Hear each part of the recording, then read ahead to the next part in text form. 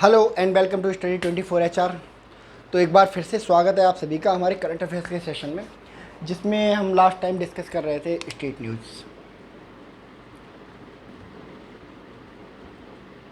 ठीक है, फरवरी माह की जो जितनी भी स्टेट न्यूज़ हैं उनको हम लोग डिस्कस कर रहे थे, और हमने काला घोड़ा जो कला महोत्सव है उसके बारे में पढ़ लिया था। चलिए अब नेक्स्ट तरफ हम बढ़ते हैं। अभी हाल ही में हिमाचल प्रदेश ने एक हॉस्टल फैसिलिटी शुरू की है।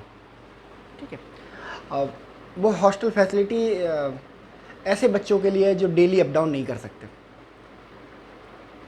आपको पता है हिमाचल प्रदेश बहुत ज़्यादा हिली रीजन है, तो कनेक्टिविटी की बहुत ज़्यादा प्रॉब्लम वहाँ पे रहती है। तो इसी कनेक्टिविटी की प्रॉब्लम को सॉल्व करने के लिए, ठीक है, ये कनेक्टिविटी जो है छात्र हैं पढ़ने वाले उनके रास्ते में रुकावट ना बने, इसी को दूर करने के लिए अब अभी हाल ही में जो हिमाचल प्रदेश गवर्नमेंट है उसने शुरू किया है कि भाई हम करेंगे एक हॉस्टल फैसिलिटी की शुरुआत, जो दूर दराज जो बच्चे डेली अप डाउन नहीं कर सकते उनके रुकने की व्यवस्था इसके थ्रू की जाएगी। तो क्या नाम है उस फैसिलिटी का? ठीक है,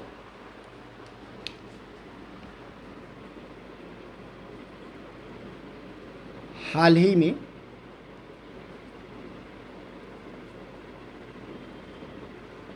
हिमाचल प्रदेश सरकार द्वारा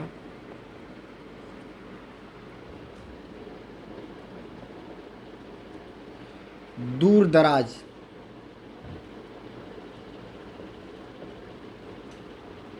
के क्षेत्रों में रहने वाले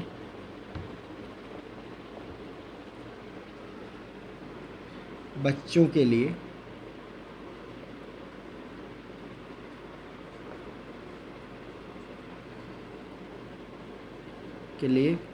हॉस्टल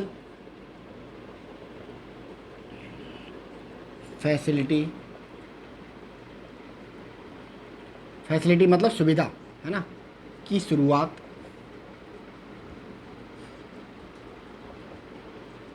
की गई है। और इसका नाम क्या है? हॉस्टल फैसिलिटी जिसकी शुरुआत की गई है, इस हॉस्टल फैसिलिटी का नाम क्या है? ठीक है, तो इस हॉस्पिटल फैसिलिटी का जो नाम है वो दिया है इन्होंने हिमाचल निकेतन।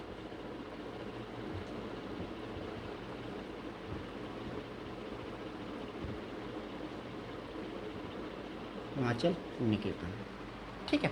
हिमाचल निकेतन में के अंडर बहुत सारे हॉस्टल खोले जाएंगे ऐसे ऐसे एरिया में जहाँ स्कूल हैं, ठीक है, और उन बच्चों के लिए वहीं रहने की व्यवस्था इसके तहत की जाएगी। ठीक है, चलिए नेक्स्ट।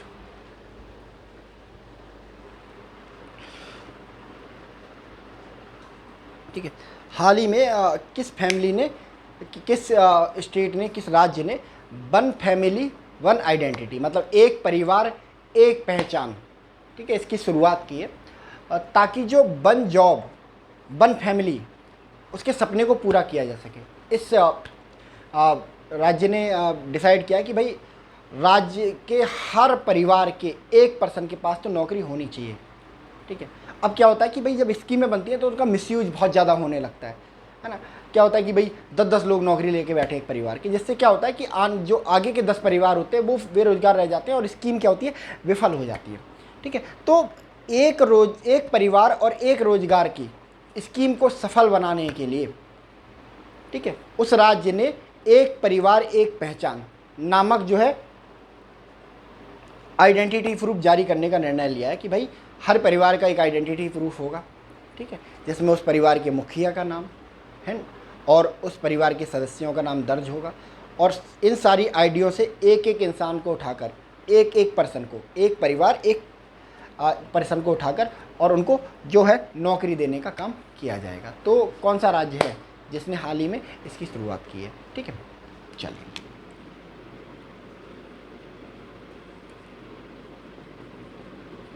हाल ही में किस राज्य ने एक परिवार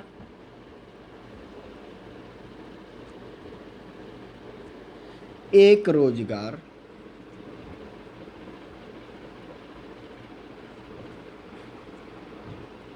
स्कीम को सफल बनाने हेतु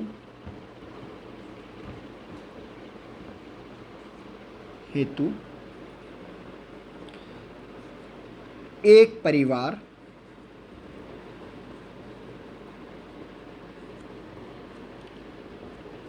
एक पहचान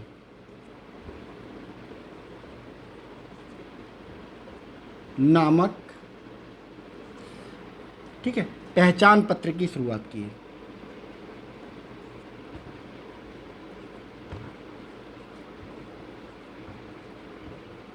शुरुआत की है। क्या नाम है इस? तो इस राज्य का नाम है भाई उत्तर प्रदेश। उत्तर प्रदेश ने एक परिवार एक पहचान, यानी कि पहले आपने देखा होगा वोटर आईडी कार्ड हर पर्सन का अलग अलग होता है, बट यहाँ पे क्या है कि भाई जो वोटर आईडी कार्ड से अलग एक पूरे परिवार का पहचान पत्र होगा, जिसमें उस परिवार के मुखिया, उस परिवार की गृहिणी और सारे बच्चों के नाम दर्ज होंगे। ठीक है, तो इसी के आधार पर आइडेंटिफाई करके एक परिवार के एक सदस्य को नौकरी देने का काम किया जाएगा। उत्तर प्रदेश की ये पहल है। ठीक है, चलिए नेक्स्ट। अभी हाल ही में भारत के किस राज्य में लिथियम के भंडार पाए गए हैं? ठीक है, और ये इतना इम्पोर्टेंट क्यों है? लिथियम के बारे में हम जब सुनते हैं तो लिथियम, आज के टाइम पे जो लिथियम है ना, वो फ्यूचर बन चुका है कि धरती का जो फ्यूचर है वो लिथियम है। सौर ऊर्जा एनर्जी, जो सोलर एनर्जी है उसको बनाना है, लिथियम काम आएगा। ठीक है, कार चलानी है, लिथियम काम आएगी। क्या है, लिथियम का यूज होता है बैटरीज को बनाने में। ठीक है, जो चार्जेबल बैटरीज होती हैं उनको बनाने में लिथियम का यूज होता है।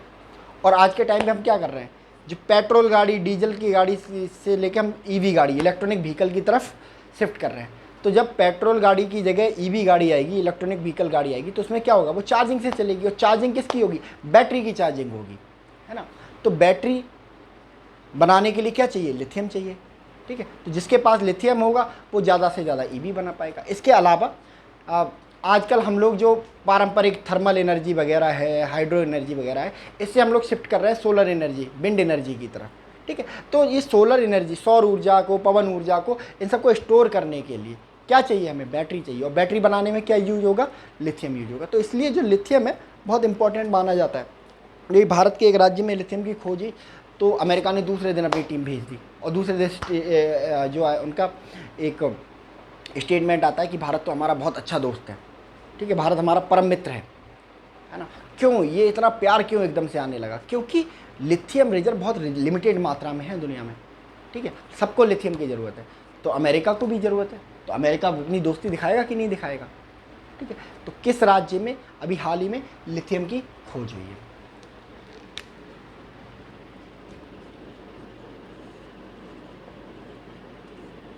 हाल ही में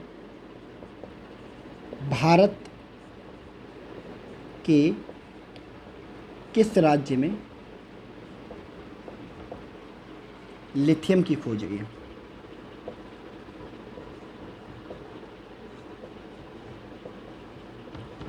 खोज हुई है, तो ये राज्य है हमारा जम्मू कश्मीर। जम्मू कश्मीर में हुई है भाई लिथियम की खोज। और कौन से डिस्ट्रिक्ट में? रियासी डिस्ट्रिक्ट में, रियासी ज़िला है जम्मू कश्मीर का, यहाँ पे लिथियम की खोज हुई है। ठीक है, तो इन तीनों को बहुत अच्छे से याद करेंगे, बहुत इंपॉर्टेंट है ये तीनों। ठीक है, चलिए नोट कर लीजिए इसको।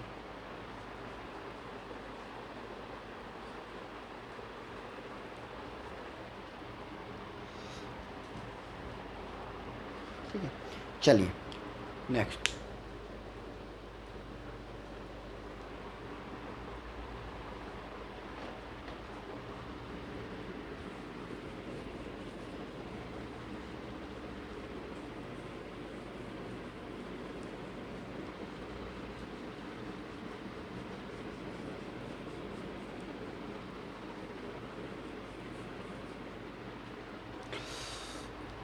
अभी हाल ही में क्या हुआ कि महाराष्ट्र में जो गवर्नर थे भगत सिंह कोश्यारी, इन्होंने रिटायरमेंट ले लिया और अपने पद से इस्तीफा दे दिया। ठीक है, तो इनकी जगह महाराष्ट्र का नया गवर्नर एक पर्सन को नियुक्त किया गया है। ठीक है, तो द्रौपदी मुर्मू जो हमारी प्रेसिडेंट हैं, उन्होंने अपॉइंट किए महाराष्ट्र के नए गवर्नर। ठीक है, उन गवर्नर का नाम क्या है?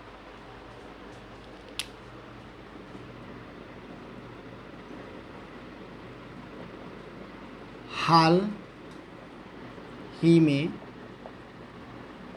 किसे महाराष्ट्र हाल ही में किसे राष्ट्रपति द्वारा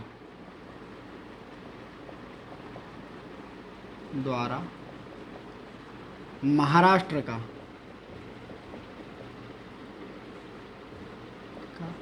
नया गवर्नर घोषित किया गया है? कौन है ये जिनको महाराष्ट्र का नया गवर्नर बनाया गया? तो इनका नाम है रमेश बैस।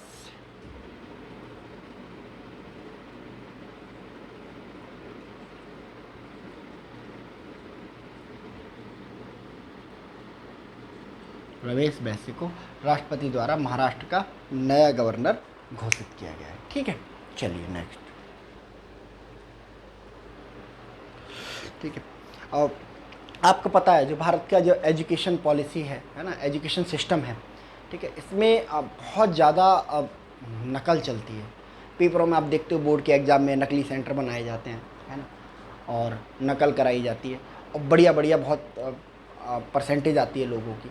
ठीक है, तो जिससे क्या होता है कि जो मेहनती छात्र होते हैं वो हतोत्साहित होते हैं, है ना। मेहनत करके कोई बंदा पूरे साल मेहनत करता है, कोई पर्सन पूरे साल मेहनत करता है और वो 70% या 65% तक पहुंच पाता है, 80% तक पहुंच पाता है। But on the other hand क्या कहते हैं, एक पर्सन जिसने पूरी साल कोई मेहनत नहीं करी होती है, नकल करके, ठीक है, 80-90% ले आता है।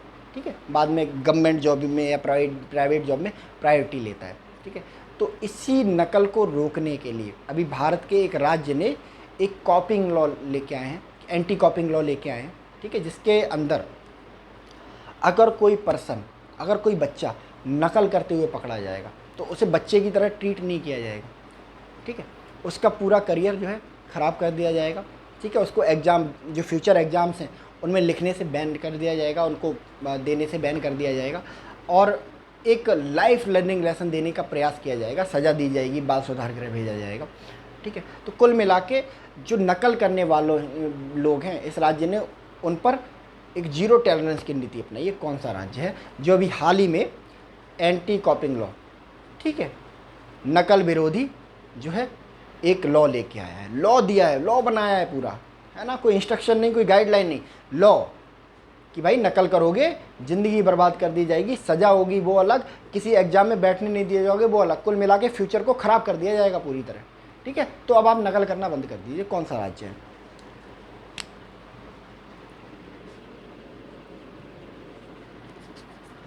हाल ही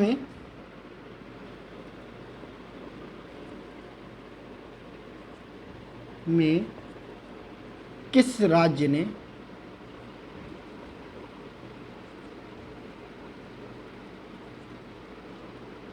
नकल विरोधी कानून पास किया है? तो ये जो राज्य है वो आपका राज्य है उत्तराखंड।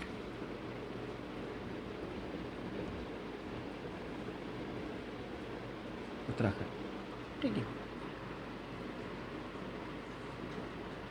उत्तराखंड में नकल विरोधी कानून को पास किया गया है। ठीक है, चलिए नेक्स्ट। ठीक है, अभी हाल ही में किस राज्य ने अभी डिसाइड किया है कि भाई हम ऑर्गेनाइज करेंगे एक श्रिम्प मेला। श्रिम्प क्या होती है? झींगा। आपने सुना होगा, छोटी सी मछली होती है जो कभी खाने वाने में भी यूज होती है। ठीक है, गांव वगैरह में खाया जाता है और बहुत ही न्यूट्रिशियस मानी जाती है और बहुत ही अच्छी मानी जाती है हेल्थ के लिए। तो पंजाब सरकार और उत्तराखंड सरकार, बहुत सारी सरकारों ने ये डिसाइड किया कि भाई हम ऑर्गेनाइज करेंगे एक मेला, जिसके थ्रू क्या होगा, जो झींगा है उसकी खेती ही होती है, पानी में पाला जाता है, उसको बढ़ावा दिया जाएगा और लोगों को न्यूट्रिशियस भोजन उपलब्ध कराने का प्रयास किया जाएगा। ठीक है, तो किस राज्य ने हाल ही में एंड जो श्रिम्प मेला है, झींगा मेला, ठीक है, उसको ऑर्गेनाइज किया था? हाल ही में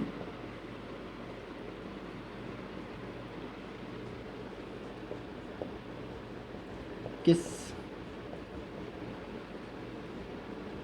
राज्य ने झींगा, इसको ब्रैकेट में क्या बोलते हैं, लिख लेंगे श्रिम्प, इंग्लिश में श्रिम्प मेले का आयोजन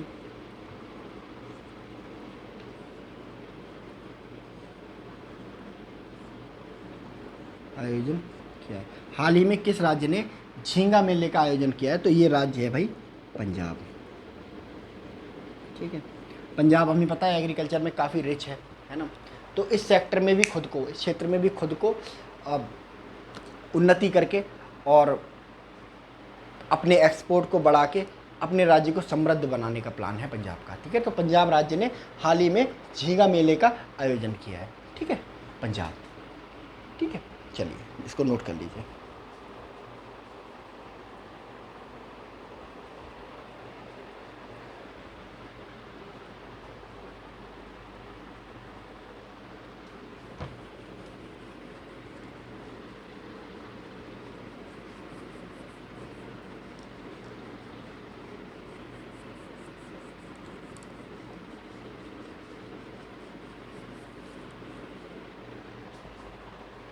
नेक्स्ट,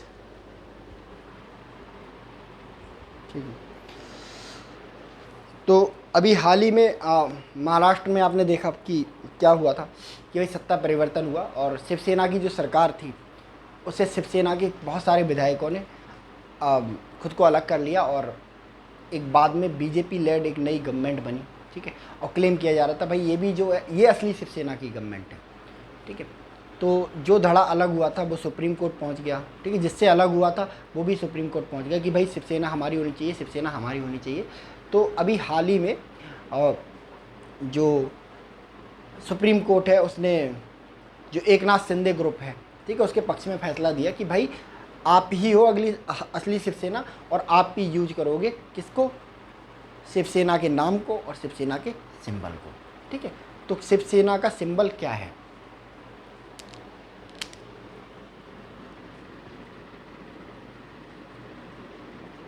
हाल ही में सुप्रीम कोर्ट द्वारा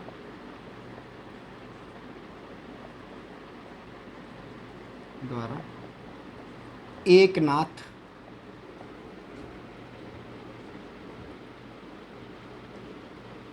शिंदे गुट, एकनाथ शिंदे गुट को शिवसेना का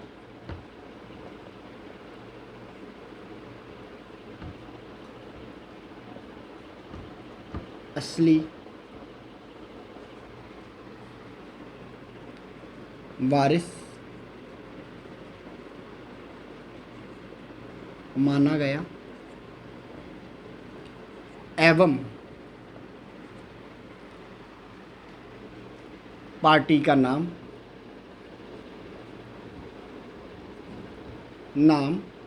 और चिन्ह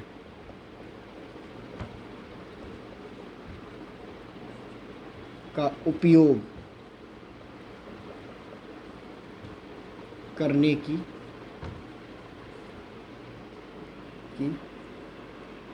आज्ञा दी गई।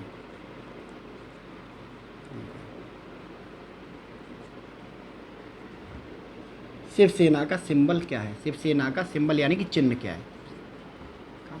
चिन्ह क्या है? और ये है धनुष एवं बाण। धनुष एवं बाण। ठीक है, तो इस क्वेश्चन को कई तरह से पूछा जा सकता है। ठीक है, कि भाई शिवसेना का चिन्ह क्या है? धनुष एवं बाण। यानी कि हाल ही में सुप्रीम कोर्ट ने किस गुट को शिवसेना का असली वारिस बताया, तो आपका आंसर होगा एकनाथ शिंदे गुट को शिवसेना का असली वारिस बताया है।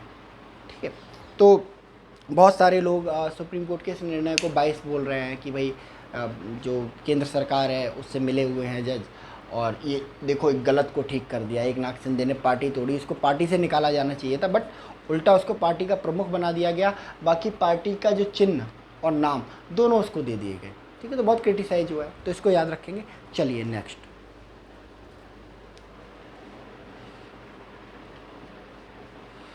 ठीक है, अभी हाल ही में क्या हुआ कि उड़ीसा में कृषि जो एग्रीकल्चर है उसकी सिचुएशन बहुत ज़्यादा अच्छी नहीं है, जिसका रीज़न क्या है कि भाई वहाँ पे इलिटरेसी थोड़ी ज़्यादा है, और एग्रीकल्चर लिटरेसी तो पूरे इंडिया में खैर ज़्यादा है, उड़ीसा में तो है ही है। ठीक है, तो अभी हाल ही में उड़ीसा की गवर्नमेंट ने वहाँ पर लोगों को एग्रीकल्चर से संबंधित जानकारी देने के लिए, एग्रीकल्चर से संबंधित सवालों को पूछने के लिए एक AI चैटबॉट जारी किया है। ठीक है, इस AI चैटबॉट का नाम क्या है? ठीक है,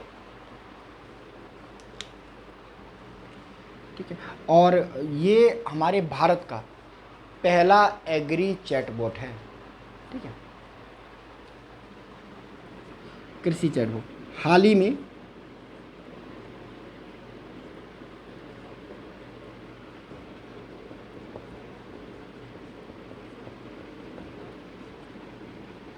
उड़ीसा द्वारा लॉन्च किया गया भारत का पहला कृषि, ठीक है, आर्टिफिशियल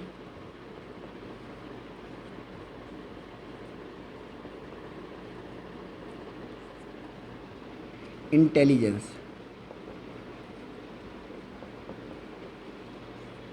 चैटबॉट का नाम क्या है? इसका नाम है अमा कृषि। ठीक है, इसको इंग्लिश में प्रोनाउंस इन्होंने लिखा है। ठीक है, तो हम भी इंग्लिश में यूज करेंगे, तो इसका नाम है अमा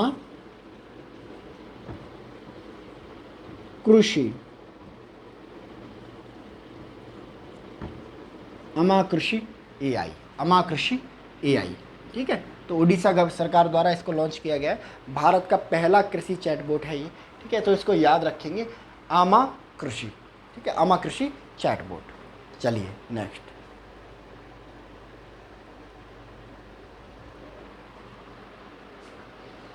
ठीक है, तो अभी हमने एक डिस्प्यूट भी देखा था कि भाई सुप्रीम कोर्ट में बहुत ज़्यादा बहस हो रही थी। इसके अलावा पटना हाई कोर्ट की एक बहस मैंने देखी थी, जिसमें जो PIL है, पब्लिक इंटरेस्ट लिटिगेशन, वो किसी वकील ने हिंदी में लिख के दायर की।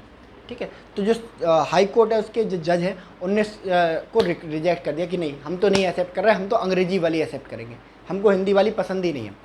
ठीक है, तो हुआ क्या कि भाई इसी को चैलेंज करते हुए, इसे काउंटर करते हुए अभी एक राज्य के हाई कोर्ट ने, ठीक है, रीजनल लैंग्वेज में पहली बार अपना जो डिसीजन है वो सुनाया और पब्लिश किया। तो कौन सा हाई कोर्ट है? ठीक है, तो अब ये बात थोड़ी सी भद्दी लगती है यार कि हम हिंदुस्तान में रहते हैं, है ना, तो हिंदी बोली जाती है यहाँ पे और रीजनल लैंग्वेज बोली जाती है, तो जो हमारे कोर्ट के निर्णय हैं, उनकी सुनवाइयाँ हैं, वो इंग्लिश में क्यों होनी चाहिए? ठीक है, जो बिना पढ़ा लिखा आदमी है उसको भी समझ में आना चाहिए कि कोर्ट में चल क्या रहा है। ठीक है, अंग्रेजी के नाम पे चीज़ों को हाइड करना ये कहाँ तक उचित है? ठीक है, तो इस चीज़ को बढ़ावा देना चाहिए, और ऐसा ही काम किया है भी एक हाई कोर्ट ने, जिसने ना सिर्फ हिंदी में बल्कि रीजनल लैंग्वेज में, ठीक है, डिसीजन पास किया है और सुनाया है। तो कौन सा जो है हाई कोर्ट है? हाल ही में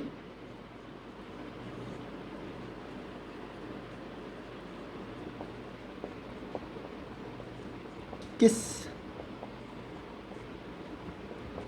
राज्य ने, हाल ही में किस राज्य ने, ठीक है, रीजनल यानी कि रीजनल मतलब देसी भाषा में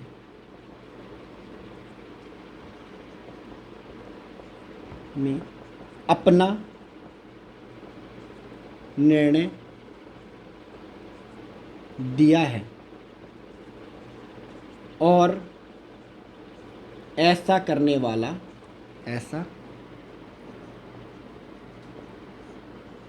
वाला वह भारत का पहला उच्च न्यायालय बन गया है।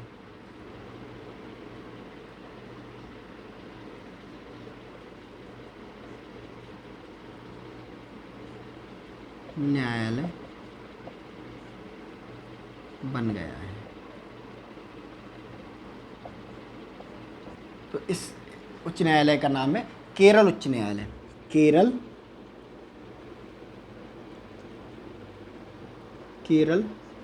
उच्च न्यायालय। ठीक है, तो केरल उच्च न्यायालय ने देसी भाषा में अपना निर्णय सुनाया है और ऐसा करने वाला वो भारत का पहला राज्य बन गया है। ठीक है, चलिए नेक्स्ट। अच्छा चलो इसको पहले नोट कर लो।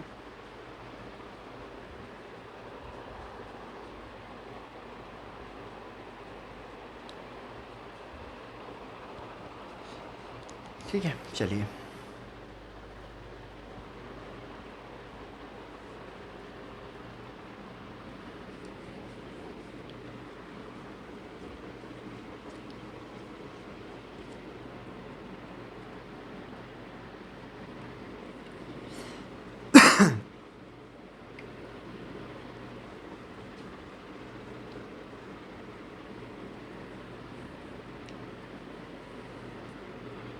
चलिए,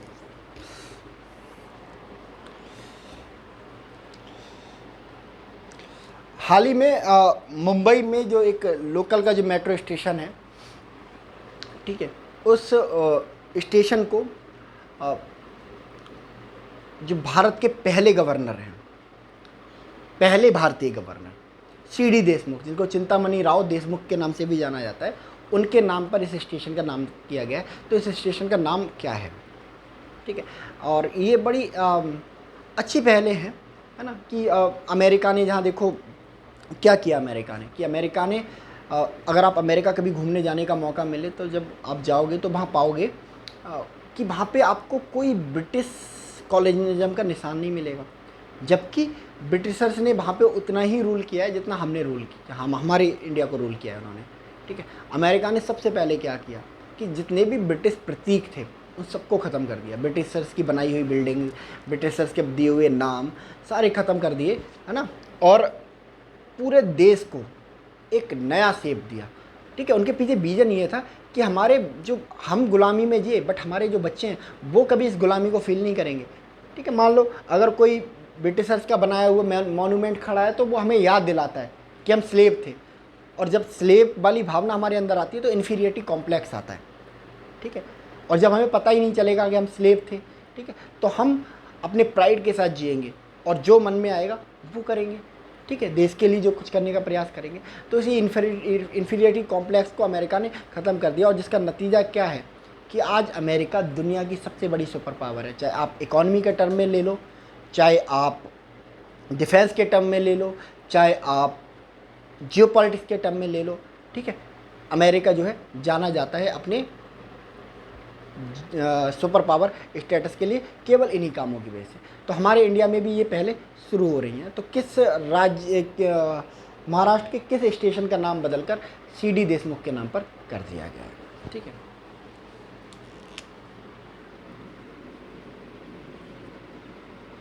हाल ही में महाराष्ट्र के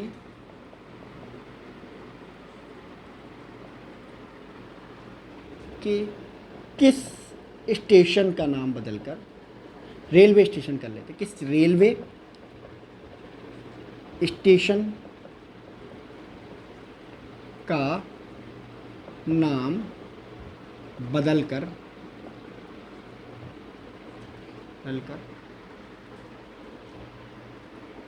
रिजर्व बैंक के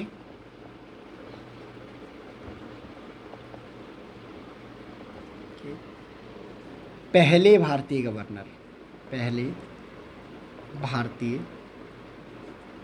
गवर्नर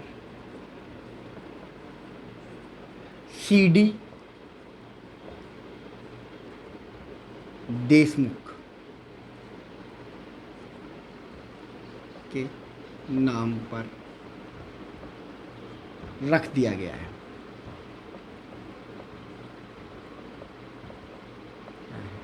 ठीक है, क्या नाम है इस रेलवे स्टेशन का? इस रेलवे स्टेशन का नाम है Churchgate railway station. Churchgate railway station. तो चर्च गेट रेलवे स्टेशन का नाम बदलकर किसके नाम पे कर दिया गया है? हमारे जो आरबीआई गवर्नर थे, पहले भारतीय आरबीआई गवर्नर सीडी देशमुख के नाम पर कर दिया गया है। और इससे एक भारतीयों के अंदर राष्ट्रीयता की भावना आएगी तो वो बात अलग है। बट इसी के साथ ही जो हमारे पहले भारतीय गवर्नर थे, जिन्होंने आरबीआई को आज़ादी के बाद और आज़ादी से पहले सेव करने का प्रयास किया, ठीक है, उनको भी हमारी ये एक श्रद्धांजलि होगी। ठीक है, चलिए नेक्स्ट। ठीक है, अभी हाल ही में किस राज्य ने सीवेज की सफाई के लिए रोबोट का इस्तेमाल शुरू किया है? और ऐसा करने वाला वो पहला राज्य बन गया है। अब सीवेज सिस्टम की अगर हम बात करें तो बहुत ही चैलेंजिंग काम है और बहुत ही समस्या कभी कभी उत्पन्न करता है। ठीक है, गंदगी का कारण बन जाता है, तो इसको साफ़ करना बड़ा ज़रूरी हो जाता है। तो जब इसको साफ़ करने में जब यूज किया जाता है लोगों का, ठीक है, मज़दूरों का, तो कभी कभी वो जब सीवेज में उतरते हैं तो सीवेज में क्या होता है, बहुत सारी गैसों का कंपोजिशन होता है, जिसकी वजह से सांस लेने में प्रॉब्लम आती है और दम घुटने से हमारे जो मज़दूर हैं, ठीक है, म्यूनसिपाल्टी के मज़दूर हैं, उनकी डेथ हो जाती है। तो ऐसे ही लोगों को, ऐसे मज़दूरों को डेथ से बचाने के लिए और इतना डिग्रेड काम करने से बचाने के लिए अभी उस राज्य ने सीवेज की सफाई के लिए रोबोट का इस्तेमाल करना शुरू कर दिया है। कौन सा राज्य है? ठीक है, और ऐसा करने वाला वो पहला राज्य बना है। ठीक है,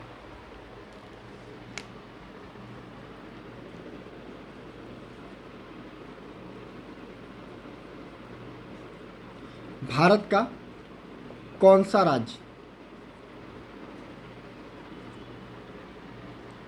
कौन सा राज्य सीवेज, सीवेज मतलब गटर वगैरह, सीवेज की सफाई के लिए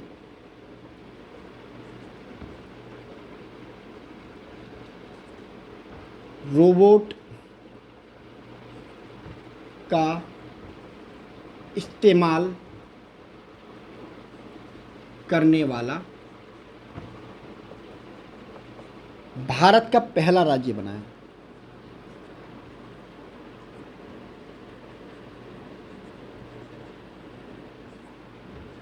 बना है, पहला राज्य बना। ठीक है, तो ये राज्य है केरल। ठीक है, इस तरह के जो इनिशिएटिव है ना, ठीक है, भारत का पहला राज्य बनने के मोस्ट प्रोबेबली किसको जाते हैं? केरल को जाते हैं। केरल का अप्रोच काम करने का दूसरा रहता है ना। केरल का अप्रोच क्या है? वेलफेयर वाला, ह्यूमन वेलफेयर वाला वो है कि हम भले ही सरकार घाटे में चल रही हो, बट आदमियों का नुकसान नहीं होना चाहिए, नागरिकों का नुकसान नहीं होना चाहिए। ठीक है, तो केरल ऐसे इनिशिएटिव में बहुत ज़्यादा आगे रहता है कि मनरेगा मजदूरों को पेंशन दे दी, है ना, या सीवेज सिस्टम में जो सीवेज की सफाई करने वाले लोग हैं, ठीक है, उनको सम्मान दे दिया, उनको पैसा एक्स्ट्रा दे दिया, ऐसे एक्स्ट्रा सैलरी दे दी गई, है ना, या फिर रोबोट का यूज़ करने वाला। तो ऐसे इनिशिएटिव लेने में केरला बहुत आगे रहता है। और इसी कारण अब आप देखोगे, अभी हमने पढ़ा था कि रीजनल भाषा में वहाँ के उच्च न्यायालय ने अपना डिसीजन दिया, तो केरल पहला राज्य बना, ठीक है, जिसका हाई कोर्ट रीजनल लैंग्वेज में अपने डिसीजन देता है। और इसी तरह भारत का पहला राज्य बना है केरल, जो सीवेज की सफाई के लिए किसका इस्तेमाल करते हैं? रोबोट का इस्तेमाल करते हैं। ठीक है, गॉट इट, इसको नोट कीजिए।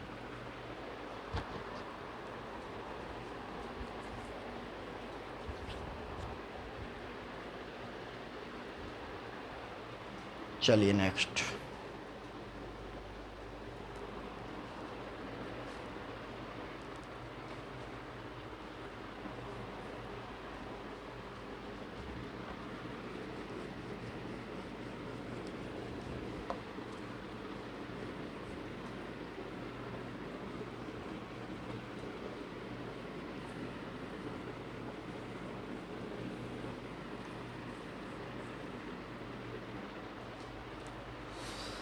ठीक है। अभी हाल ही में एक स्टेट है, ठीक है, नॉर्थ ईस्ट का, उसने अपने यहाँ नॉर्थ ईस्ट का पहला कंप्रेस्ड बायोगैस प्लांट बनाया, ठीक है। तो बायोगैस प्लांट क्या होता है ना, तो बहुत सारे जो एग्रीकल्चरल वेस्ट होते हैं, ठीक है, इसके अलावा जो घर का वेस्टेज होता है उनका इस्तेमाल करके, ठीक है, उनको कंप्रेस करके क्या बनाया जाता है, बायोगैस बनाई जाती है। और इस बायोगैस का इस्तेमाल किस में हो सकता है ना, एज ए एनर्जी हम इसको यूज कर सकते हैं डिफरेंट डिफरेंट जगह पे, लाइक कार्स में हम यूज कर सकते हैं इसे, ठीक है। इसके अलावा खाना पकाने में इसका यूज किया जा सकता है, ठीक है। तो बहुत सारा एक तरह का बायोगैस क्या है, एनर्जी है, और एनर्जी को आप कहीं भी इस्तेमाल करो, ठीक है। तो किस राज्य ने नॉर्थ ईस्ट का पहला बायो प्लांट लगाया गया है, बायोगैस प्लांट लगाया गया है, ठीक है।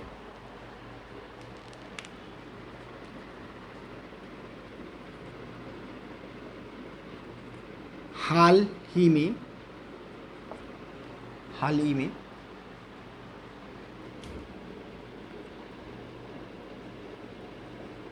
किस उत्तर पूर्वी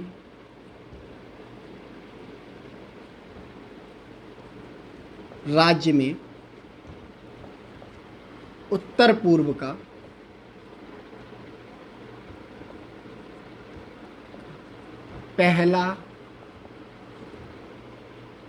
पूर्व का पहला कंप्रेस्ड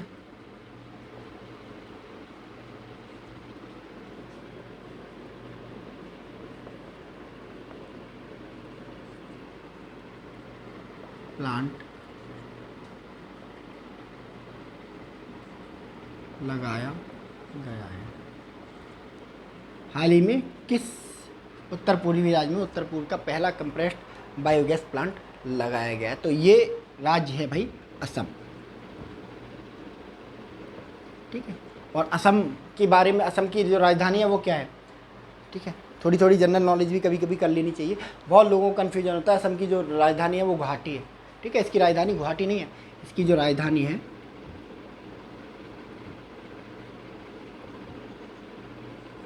वो दिसपुर है,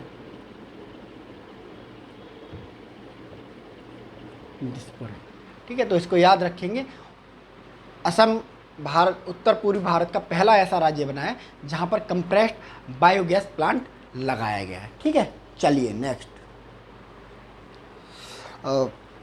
अभी हाल ही में एक राज्य में पूजा पाठ के लिए, है ना, रोबोट हाथी का इस्तेमाल शुरू हुआ है, ठीक है।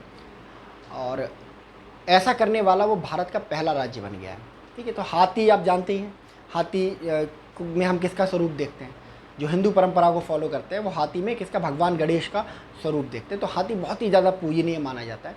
और साउथ साइड में तो हाथी का जो है बहुत सारे रिचुअल्स में इस्तेमाल होता है, बहुत सारे जो परंपरा हैं, पूजा पद्धति है, वहाँ पर हाथी का बहुत ज़्यादा इस्तेमाल होता है और उसकी उसका जो पूजा पाठ है वो किया जाता है, ठीक है। बट हाथियों पर बढ़ते संकट को देखते हुए, ठीक है, उस राज्य के पुजारियों ने एक तरीका निकाला कि क्यों ना एक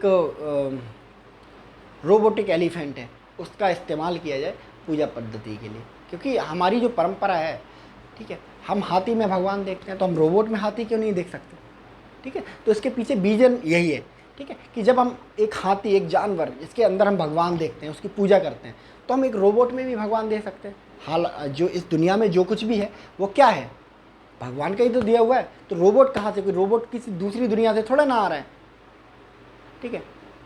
तो रोबोट को बनाने में जो कंपोनेंट यूज कर रहे हैं वो भी तो इसी धरती का पार्ट है, ठीक है। तो इस वजह से रोबोट एक हाथी का इस्तेमाल किया गया है पूजा पाठ को करने में। ऐसा करने वाला वो पहला राज्य बना है, कौन सा राज्य है, ठीक है।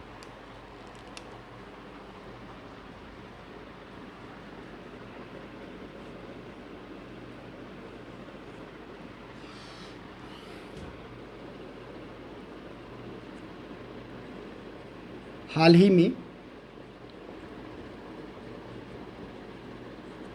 कौन सा राज्य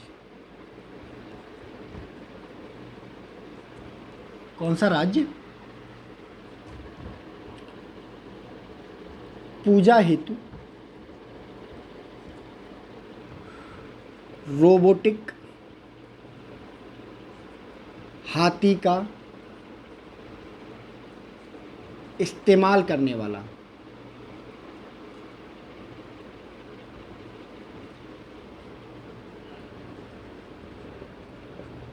करने वाला भारत का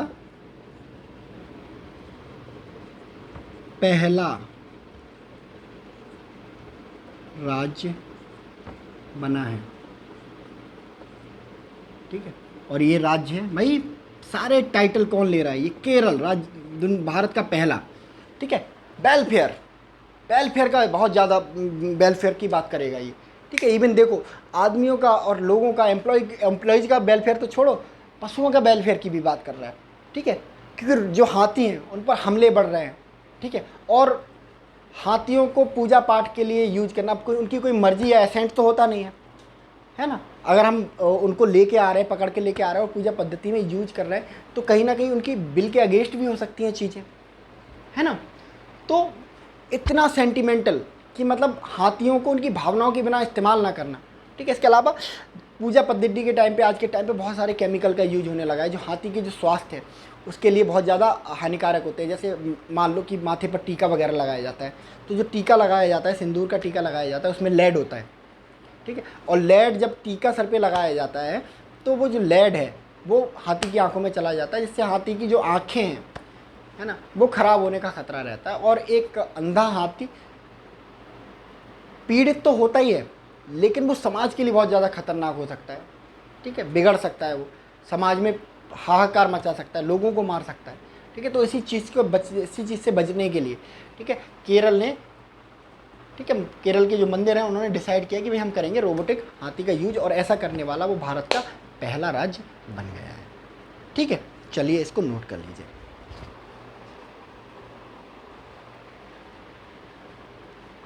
ठीक है, तो ये आपका स्टेट का करंट अफेयर्स था पूरा का पूरा। ठीक है, तो आज इस सेशन में हम लोगों ने स्टेट पढ़ लिया है ना, और इम्पॉर्टेंट बुक्स पढ़ ली है, डिफेंस पढ़ लिया है। ठीक है, तो आज के सेशन में इतना ही। Thank you very much.